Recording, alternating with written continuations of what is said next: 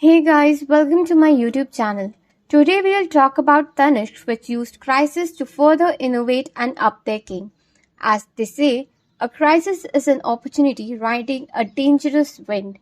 When some of the most eminent consulting companies were recommending closure of the jewelry business, the leadership decided to use the crisis as an opportunity to innovate, which over a decade of consistent commitment gave phenomenal financial returns too. In 1995, Titan Company ventured into a sector that was left unexplored by the Tata Group: gold and branded jewelry. Inspired by the Western model where watches and jewelry are sold together by renowned international brands, Titan launched its own jewelry brand called Tanishq. With a market size of 50,000 crores and second in size only to the Indian food industry, it was a promising opportunity. India has consistently ranked amongst the top countries in the world, with maximum gold consumption at 800 to 975 metric tons per year.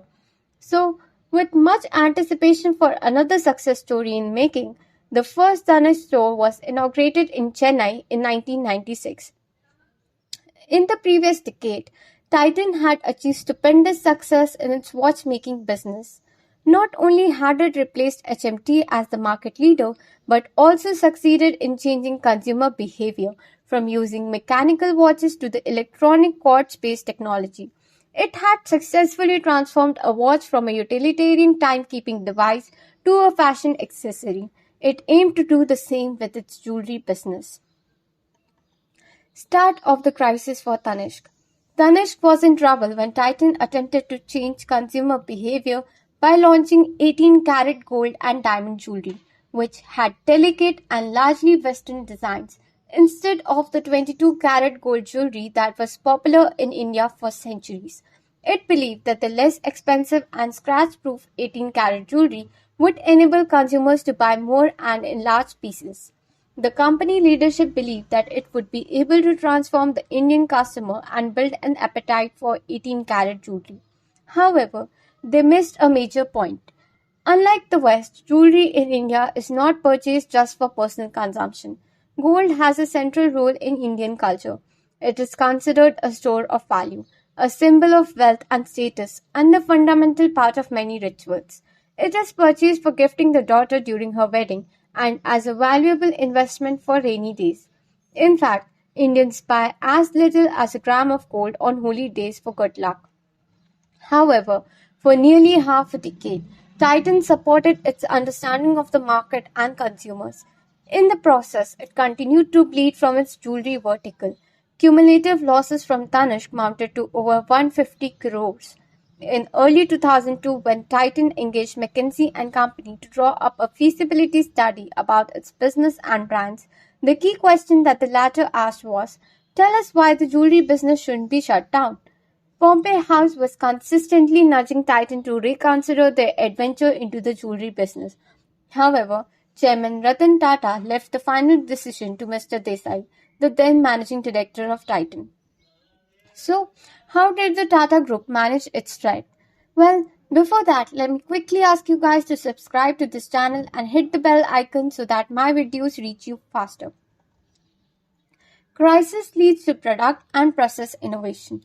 After 5 years of experimentation, Titan realized and accepted the Indian consumer psyche. To woo them to its stores, it launched 22 karat gold jewelry suited to Indian taste. However, the real game changer was the introduction of the carat meter, a device that used X-ray to provide an accurate and non-destructive method of testing the purity of gold in its major retail stores. Any customer could use the services of the carat meter to test the quality of their family jewelry at just no cost. Scores of urban women started pouring into Tanishq stores in leading metro cities to test the quality of their gold ornaments. While this exposed them to the Tanishq experience, variety, and service, it shocked most of them beyond measure. Nearly 60% of the jewelry tested was below the cartridge their family jewelers had assured them. This led to a considerable loss of faith in traditional family jewelers, a vital stakeholder in the Indian jewelry ecosystem. which was until then considered undefeatable due to the relationship and trust built over several generations. However, when the trust was broken due to methodical evidence, there was a consequent increase in confidence in the scientific assurance provided by Titan's carrot meter. Much to the amazement of the leadership, it was a simple process innovation that turned the tables in their favor for good. The company capitalized on this change of heart. Over the next decade, it introduced a series of product innovations that balanced tradition with modernity. Whether it was Mia, the sub-brand of jewelry for working women, Reva, the sub-brand of beautiful handcrafted wedding jewelry for Indian brides, or Raga, the only women's brand of watches aesthetically designed as a jewelry piece. Titan mastered the art of winning a woman's heart and draining their wallet. Under the leadership of the new managing director, Bhaskar Bhatt, Titan's success mantras in its jewelry business were lower prices, Indian designs, superior craftsmanship, assurance of purity, guaranteed quality, and proactive dealing with customers. The customer not only leveraged its expertise in the retail business but also kept design at the center of its DNA. Within a decade of the turnaround, Tanishq was creating over 14,000 new jewelry designs every year. Their design's capability was in full display in Bollywood blockbusters Jodha Akbar and Padmavat. By 2019, Tanishq contributed 86% of Titan sales and became the largest branded player in the 250,000 crore Indian jewelry market. In the same year, riding on the Tanishq success, Titan rose to become the second largest Tita company by market capitalization of over rupees 1 lakh crores, second only to TCS. So friends, what are the lessons learned from this case study?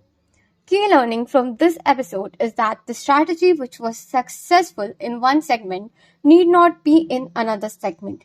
Prudence lies in understanding consumer psyche and consistently delighting them innovatively.